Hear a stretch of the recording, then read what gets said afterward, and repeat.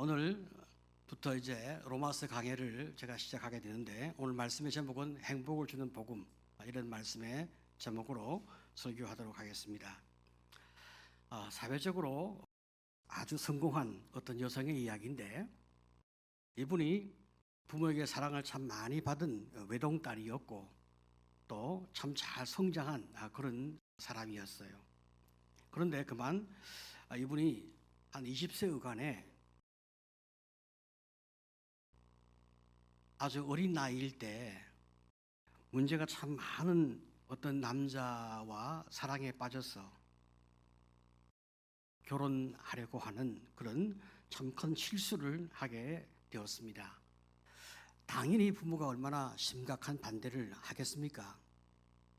그러면 그 부모의 말에 따라서, 그 부모의 반대에 따라서 그 결혼을 그만 포기하고 멈추었어야 하는데, 이 딸은 자기의 판단을 믿고 끝까지 그 남자와 도망을 가서 남자와 결혼하고 그 남자와 함께 동거하는 그런 결단을 하게 되었죠. 그 남자와 아이를 낳고 같이 잘 살았습니다. 하지만 아무리 사랑하는 사이라 하더라도 갈등과 다툼은 피할 수는 없잖아요. 문제는 성숙하고 건강한 그런 이제 능력, 어떤 그 삶의 능력이 있어야 갈등이 오면 갈등을 잘 풀어낼 수 있는데, 이 두 사람이 아직 너무나 미숙하고 어린 나이다 보니까 그런 갈등을 잘 풀어낼 수 있는 실력이 없는 거죠. 그래서 갈등이 오고 문제가 자꾸 점점 쌓여가다 보니까 결국은 두 사람이 갈등을 잘 풀지 못해서 이 남자가 그만 모든 것을 다 포기하고 남자가 떠나고 말았습니다. 그러니까 이 여성은 내 인생은 실패하고 말았구나 라고 하는 깊은 자책을 하게 되었습니다. 이로 인해서 혼자서 아이를 키우고 살아갈 수가 없으니까 그만 자살하고 싶은 마음이 가득했지만 그 어린 아이를 바라보면서 자살을 할 수는 없는 거예요. 그래서 혼자서 그 아이를 키우며 살아가려고 하다 보니까 경제적으로 너무 힘들고, 그 과정 속에서 영적으로 심리적으로 견딜 수 없는 고통을 가지게 되어진 거죠. 하루하루 사는 것이 너무나 힘들고 어려운 이 과정 속에서 어느 날 이 딸의 어머니가 숨어 사는 이 딸을 찾게 되어진 거예요. 이 어머니가 한 달에 한 번씩 이 딸을 찾아와서 맛있는 음식을 차려주고 생활비를 주는 거예요. 그리고 이 어머니가 이 딸을 격려해 주고 있습니다. 엄마가 차려주는 따뜻한 밥을 이 딸이 먹을 때 그 밥알 하나하나가 너를 사랑해라고 말을 하는 것 같은 이런 깊은 감동을 이 딸이 받게 되어지는 거예요. 딸은 울면서 그 밥을 먹게 되어집니다.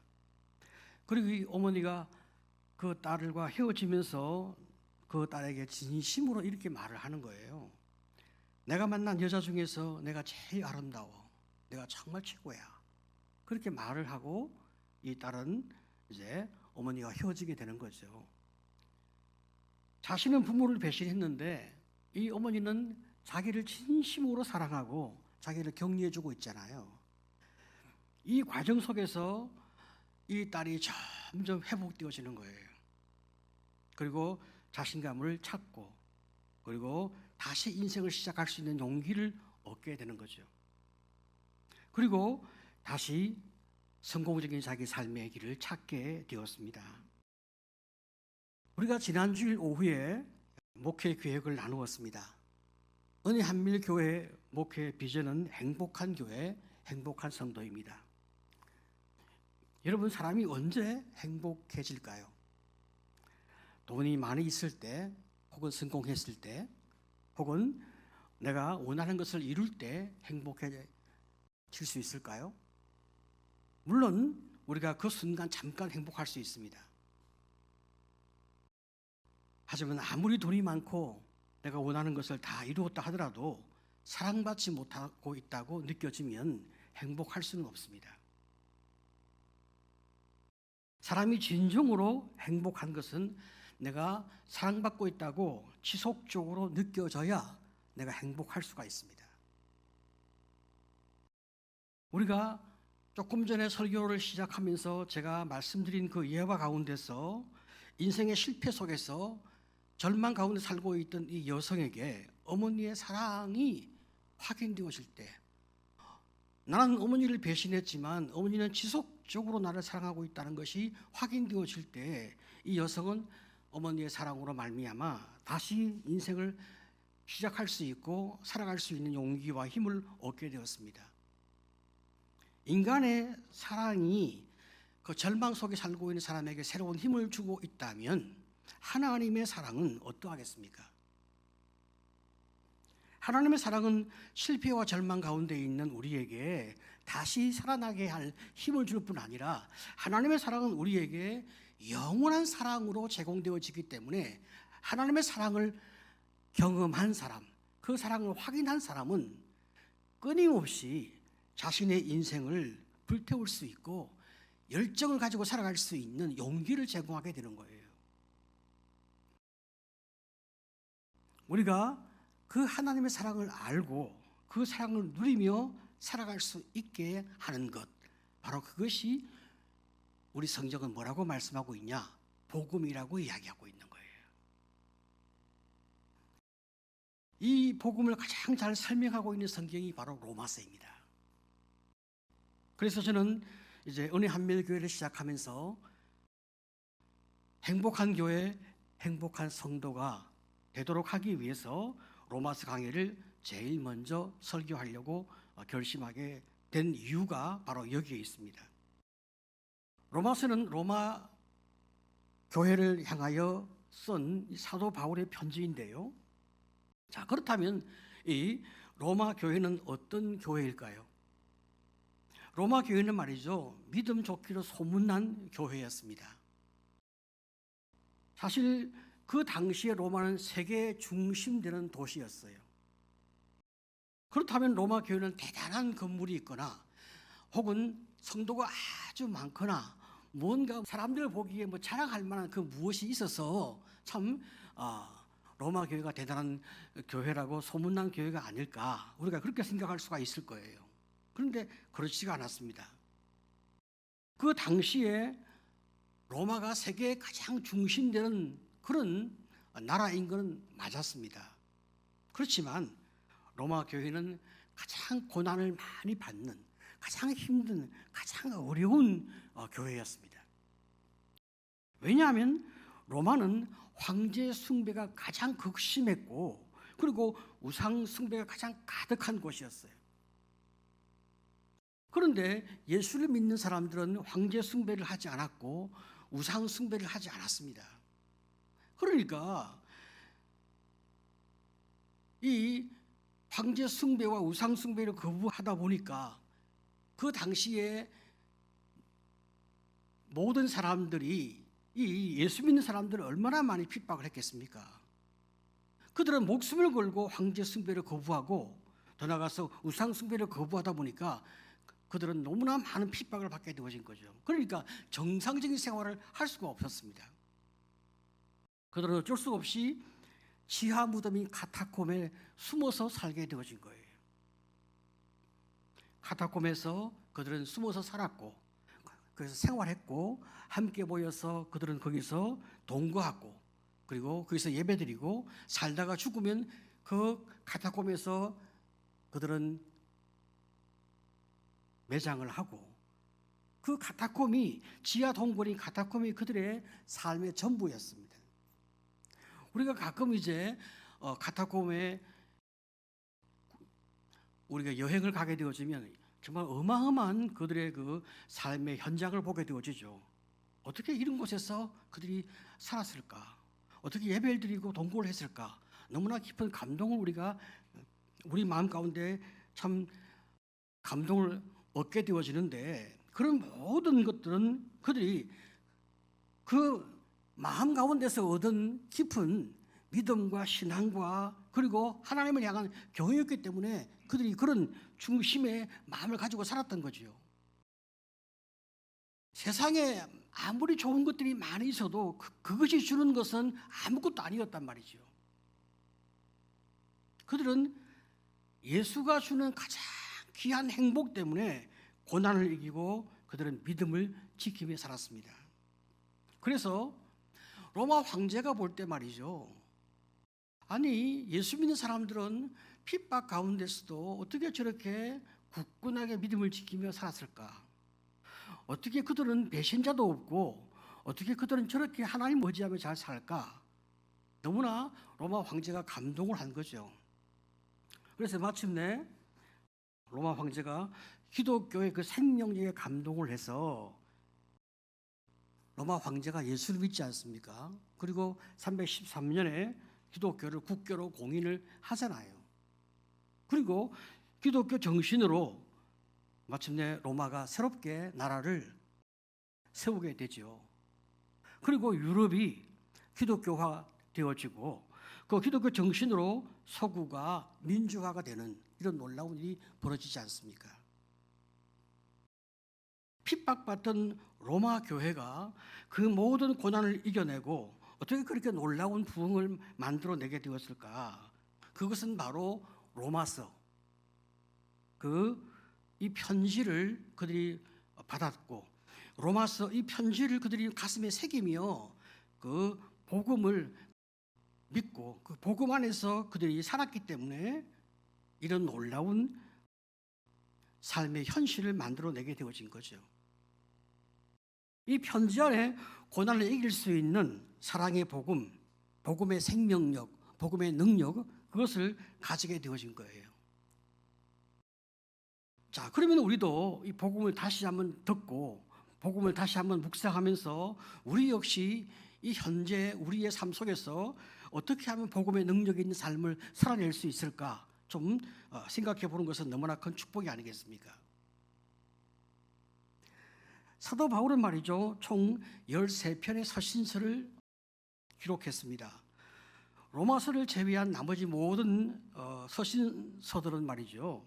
사도 바울 자신이 전도하여 세운 교회에 보낸 편지이거나 혹은 디모데 전후서나 디도서나 빌레몬서 같이 사도 바울이 잘 알고 있는 개인에게 보낸 편지예요. 이런 모든 관계를 통해서 바울은 편지를 받는 사람들을 잘 알고 있었고 혹은 고민하고 있는 문제에 대하여 해답을 주기 위해서 편지를 쓴 거죠. 사도 바울이 말이죠. 편지를 썼을 때 그들의 문제에 대하여 해답을 주기 위해 썼거나 아니면 개인적으로 어떤 답을 하기 위해서 편지를 썼거나 이런 관계 속에서 편지를 썼기 때문에 복음에 대하여 명료하게 제시한 편지를 쓸 필요가 없었습니다. 그렇지만 로마서는 다른 거예요. 로마서는 자생적으로 생긴 교회였어요. 우리가 사도행전 2장을 보게 되어지면 마가의 다락방에서 성령의 임재 사건이 나오고 그때 성령을 받은 제자들이 말이죠. 오순절날 이제 그 외국에 있던 디아스포라 흩어진 유대인들이 이렇게 모여서 있는 그 현장에서 그들이 나가서 설교를 하게 되어집니다. 그러니까 각처에 있던 유대인들이 이제 모였는데 모인 그 자리에서 설교를 듣는 거죠. 예수님의 제자들이 나가서 설교를 하는데 그때 있는 사람들은 각처에서 온 사람이기 때문에 다 언어가 틀려요. 그런데 제자들은 말이죠. 아람어 한마디 말로 설교하는데 듣는 사람들은 다 난곳 방언으로 설교를 들었어요. 성령께서 놀랍게 역사하신 거예요. 자, 그때 로마에서 온 사람들도 자기들의 난곳 방언으로 설교를 듣고 성령의 놀라운 역사의 말씀을 듣게 되어진 거죠. 흩어진 디아스포라의 유대인들이 다 모여서 하나님의 놀라운 역사의 말씀을 듣게 되어지고 그리고 다시 그들이 로마에 가서 예수 부활의 놀라운 복음을 듣고 교회를 세운 거예요. 복음을 듣고 구원을 받은 로마 출신의 유대인들이 로마에 가서 교회를 세워서 계속 전도해서 믿는 자가 많아져서 만들어진 교회가 로마 교회예요. 그렇지만 아직 명료하게 복음이 무엇인가 정확하게 잘 모르는 거예요. 자, 로마서 1장 8절을 보게 되어지면 말이죠. 먼저 내가 예수 그리스도로 말미암아 너희 모든 사람에 관하여 내 하나님께 감사함은 너희 믿음이 온 세상에 전파됨이로다. 아직 그들이 복음에 대해서 정확하게 잘 모르지만 자원의 예수 그리스도로 말미암아 그들이 가지게 된 그 믿음이 많은 사람에게 전파되어져서 얼마나 예수를 잘 믿는지 로마에 있는 그 예수 믿는 사람들의 그 믿음이 굉장히 소문이 많이 난 거예요. 너무나 놀랍지 않습니까? 사도 바울이 감동을 받고 있는 거죠. 그래서 그들을 위해서 편지를 쓴 거예요. 너희의 그 어설픈 믿음이 얼마나 소문이 났는지 내가 너희가 잘 믿도록 하기 위해서 내가 다시 로마서 편지를 써서 너희에게 보낸다.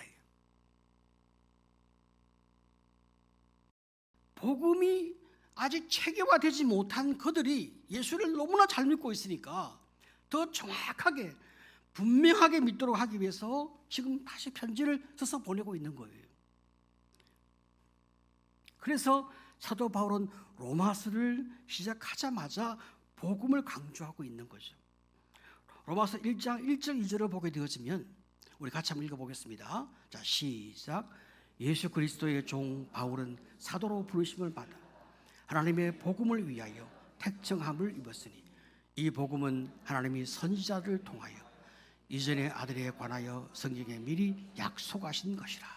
보세요. 자, 여기 1절에 하나님의 복음 이렇게 말하고 있어요.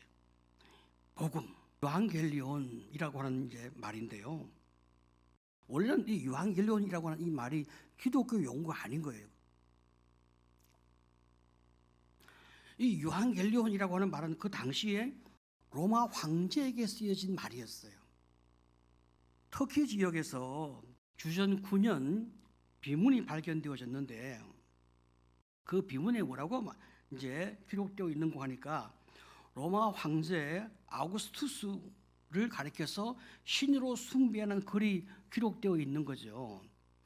우리의 삶의 전부를 주장하며 우리에게 열정과 관심을 보이는 신의 섭리는 아우구스투스를 통해 가장 완벽하게 나타났다. 그 신 아우구스투스의 탄생일은 온 세상을 위한 복음의 시작이었다. 무슨 말일까요? 로마 황제의 탄생이 온 세상을 위한 복음이라고 이야기하고 있어요. 그러니까 로마 황제의 권력과 힘과 능력이 대단한 사람이기 때문에 그 사람의 탄생이 온 세상에 기쁨을 주는 가장 좋은 소식이라고 이야기하고 있는 거예요. 그 당시 사람은 다 그렇게 생각하고 있었어요. 그래서 유앙겔리온이라고 하는 것은, 복음이라고 하는 것은요, 로마 황제의 탄생이 복음이었어요. 그 당시에는. 그런데 사도 바울은 그렇게 생각하지 않았어요. 사도 바울은 예수 그리스도의 탄생, 예수 그리스도의 오심, 예수 그리스도만이 인류에게 복음을 주는 소식이라고 그렇게 사도 바울은 이해하고 있는 거예요. 그래서 지금 그는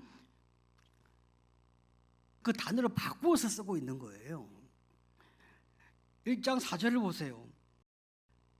성경의 영으로는 죽은 자들 가운데서 부활하사 능력으로 하나님의 아들로 선포되셨으니 곧 우리 주 예수 그리스도시니라. 왜 예수가 복음이냐?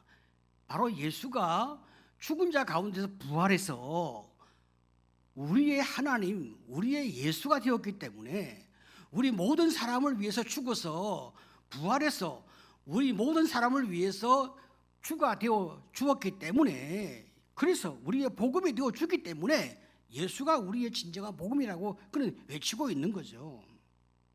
황제가 복음이 아니라 황제가 우리를 위해서 대신 줄 수가 없다는 거예요. 예수가 우리를 위해서 대신 죽어서 부활했기 때문에 우리가 예수만이 우리의 주라고 얘기하는 거죠. 그래서 우리 주 우리 주 예수 그리스도시니라. 여기서 주라고 얘기하잖아요. 퀴리오스. 그 당시 주라고 할 때는 이 주는 황제를 주라고 이야기한 거예요. 근데 지금 사도 바울은 이 주도 예수를 주라고 이야기하는 거예요. 이건요, 사실 대놓고 예수를 주라고 이야기하면 이것도 이제 황제 모독이 되어서 사형에 해당하는 거예요. 지금 사도 바울은 완전히 개념을 바꾸고 있는 거죠. 그 당시의 사람들은 사회적으로, 권력적으로, 정치적으로 모든 면에서 황제가 모든 것을 해결하니까 황제의 말 한마디면 왕이 되기도 하고 왕이 죽기도 하고 사람이 살기도 하고 사람이 죽기도 하고 모든 것은 그 당시 로마 황제 한 사람이 모든 것을 다 절대적으로 지배하고 있잖아요. 그러니까 황제가 복음이라고 이야기한 거예요. 황제가 넌 살아 하면 살고 황제가 죽고 하면 죽는 거잖아요. 근데 그 황제를 살게 하고 죽게 하는 것이 누구냐? 하나님이라고 그런 말하고 있는 거죠. 황제는 아무것도 아니라고 이야기하고 있는 거죠. 바로 그 예수가 우리의 진정한 주, 진정한 하나님이시다. 그래서 그는 사도 바울은 뭐라고 말합니까? 예수가 복음이라고 이야기하고 있는 거죠. 믿습니까? 그래서 그는 정확하게 외치고 있는 거죠. 사도 바울은 예수 안에 있는 이 복음의 능력, 이 복음의 힘, 이 복음의 은혜를 경험하고 있는 사람이니까 그렇게 강하게 외치고 있는 거죠. 그래서 로마서 1장 2절에 뭐라고 말합니까? 이 복음은 하나님이 선지자를 통하여 그의 아들에 관하여 성경에 미리 약속하신 것이다. 이 복음의 능력은 단지 개인적인 체험이 아니라 이미 하나님께서 구약을 통해서 선지자를 통해서 구약의 아들에 관하여서 미리 약속하신 것, 하나님이 메시아를 통해서 인류를 구원할 것을 미리 성경에 약속하신 것이고, 그래서 그 약속 때문에 메시아가 이 땅에 왔고, 그래서 이제 3절 4절을 다시 보시게 되어지면 아들에 관하여 말하면 육신으로 다윗의 혈통에 나셨고, 육신, 그죠? 성경의 영으로는 죽은 자 가운데서 부활하사 십자가 못 박혀 죽었고 부활했고 능력으로 하나님의 아들로 선포되었다. 그래서 우리 주 예수 그리스도시다. 부활하셔서 십자가 못 박혀 우리의 모든 죄를 대신 담당하고 그리고 부활하셨어. 그래서 그 부활의 능력으로 하나님의 아들로 우리에게 선포되어 주었단 말이죠. 바로 그분이 예수님이시란 말이죠. 그러니까 복음의 내용이 무엇입니까? 예수란 말이죠. 예수님은 혈통으로는 다윗의 후손이었고 한 인간으로 태어났죠. 근데 예수가 왜 복음입니까? 예수님이 인류의 죄를 해결하기 위하여 십자가에 죽으셨고 부활하신 하나님의 아들이기 때문에 예수가 바로 복음인 거죠. 복음의 능력인 거죠. 이 복음의 능력, 예수의 능력은 이 땅에서 잘 먹고 잘 사는 것, 인생의 문제가 좀 해결되는 그 정도의 작은 능력, 그것이 아니란 말이죠. 예수의 능력은 제가 정리해 보니까 크게 세 가지 정도 이야기할 수 있어요. 첫째는 우리가 하나님의 자녀가 되어서 우리가 영생을 얻는 능력이죠. 원래는 우리가 예수 믿기 전에는 사탄의 자식이었잖아요. 심판받고 영원한 형벌을 받아서 지옥에 가야 마땅한 인생이었잖아요.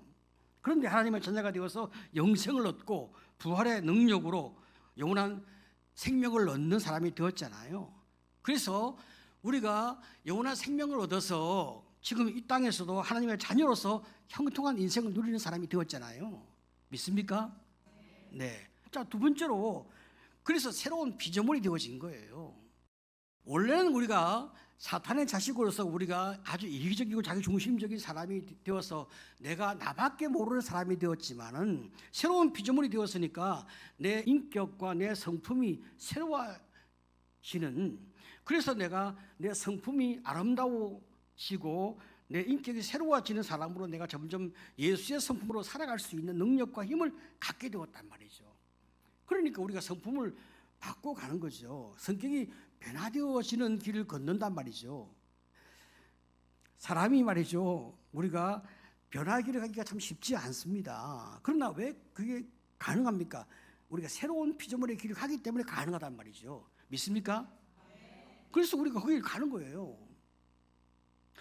더 나가서 우리가 예수가 머리가 되는 교회, 이 성령 공동체, 교회 멤버가 되어서 우리가 하나님의 사랑 안에서 행복한 삶의 길을 걷잖아요. 여러분, 교회가 예수가 머리가 돼서 우리 교회 지체가 되는데, 교회가 지체가 되어서 예수님이 통치하시는 교회에 우리가 관계의 심을 가지고 살잖아요. 여러분, 로마서 1장 7절을 보세요. 자, 우리 같이 읽어봅시다. 자, 시작. 로마에서 하나님의 사랑하심을 받고 성도로 부르심을 받은 모든 자에게 하나님 우리 아버지와 주 예수 그리스도로부터 은혜와 평강이 있기를 원하노. 자, 사랑하심을 받고 성도로 부르심을 받은 모든 자, 우리가 하나님의 사랑하심을 받잖아요. 성도로 부르심을 받았잖아요. 그래서 지금 우리가 은혜와 평강을 누리고 있는 사람이잖아요. 자, 교회 안에서 우리가 사랑하심을 받고 성도로 부르심을 받아서 은혜와 평강을 누리고 있는 사람입니다. 우리가 교회 안에서 사랑과 거룩한 사람으로 주님께서 불러서 은혜와 평강을 누리고 살도록 그렇게 우리를 이끌어가는 거죠. 이기적이고 자기중심적인 사람으로 살아가야 될 인생인데 하나님께서 그렇게 살도록 하지 않고 우리를 은혜 가운데서 불러서 우리를 부드럽게 만져서 은혜와 평강이 있는 사람으로 살아가도록 우리를 만들어 가신단 말이죠. 자꾸 우리가 그렇게 생각을 하면서 그런 삶의 길을 걷도록 우리를 만들어 가시는 거죠. 여기에 순종해 가는 거죠. 우리가 그런 생각과 그런 마음을 가지고 그 길로 가는 거예요.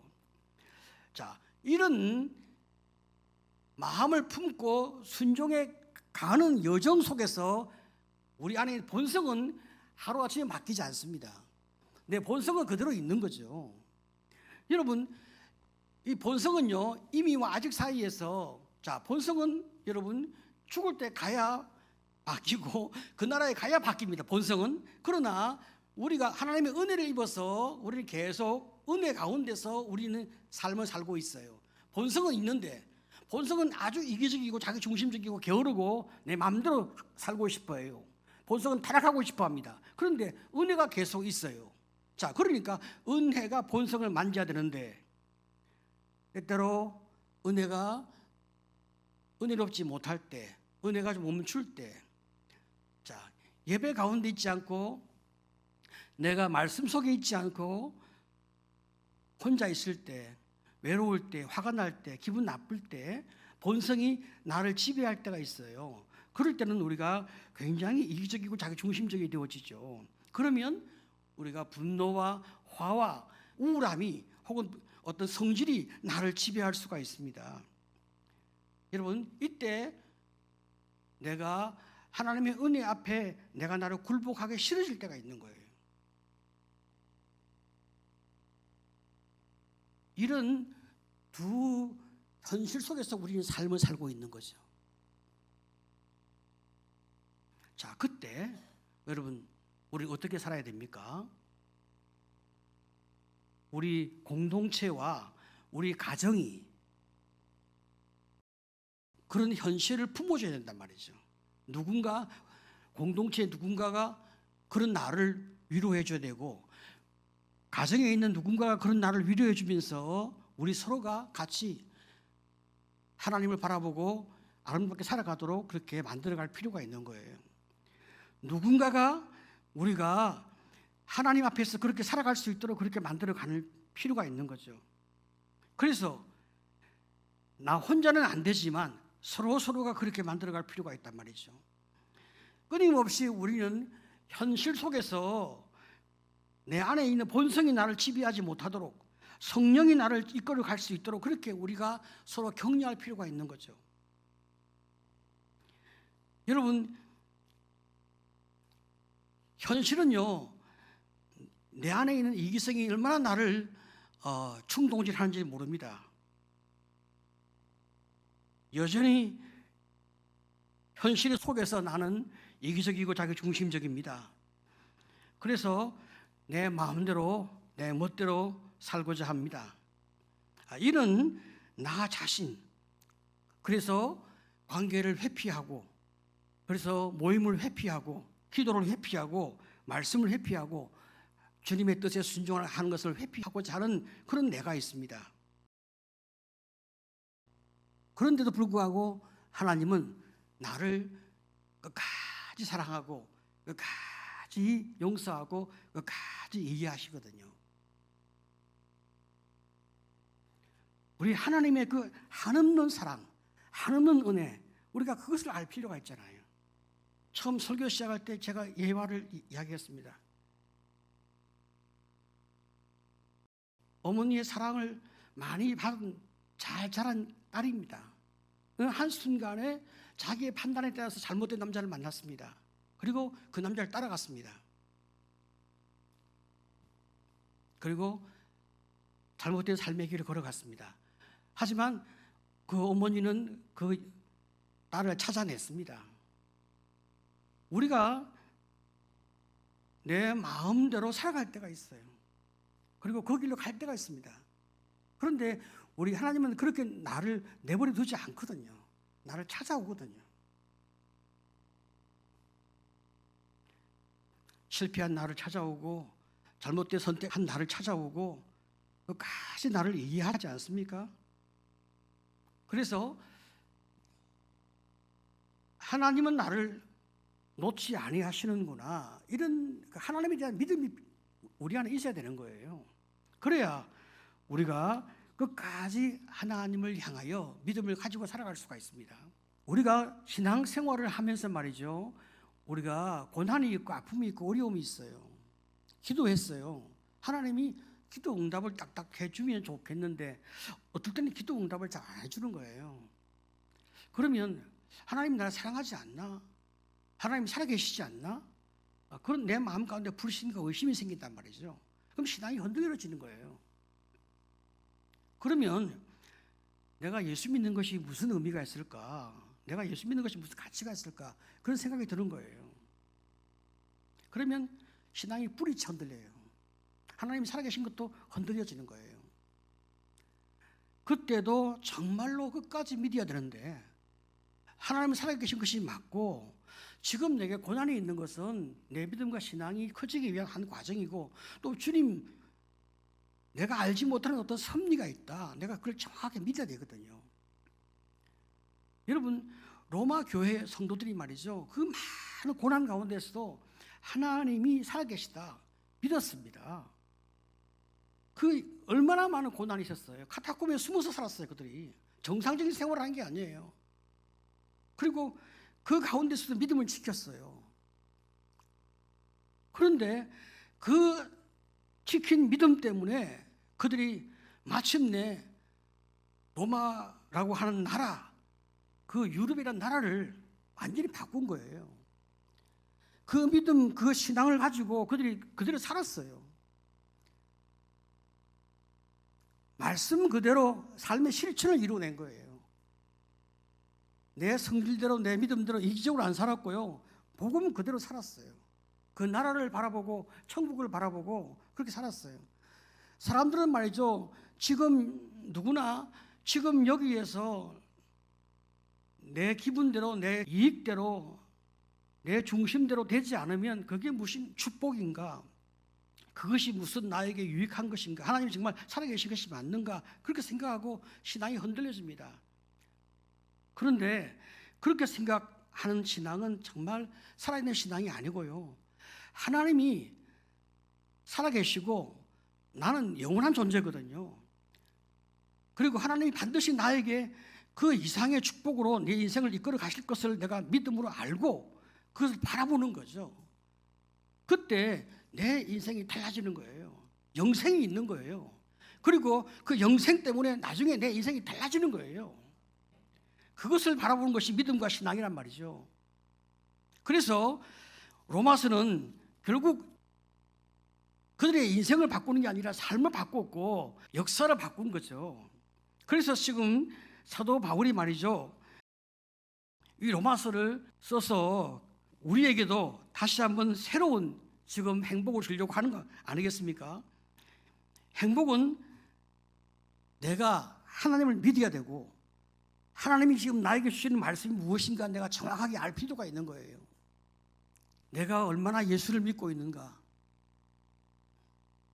우리가 말이죠, 땅에 봄에 말이죠, 씨앗을 심으면 여기서 씨앗을 심어서 가을에 내가 어떤 열매를 거둔다.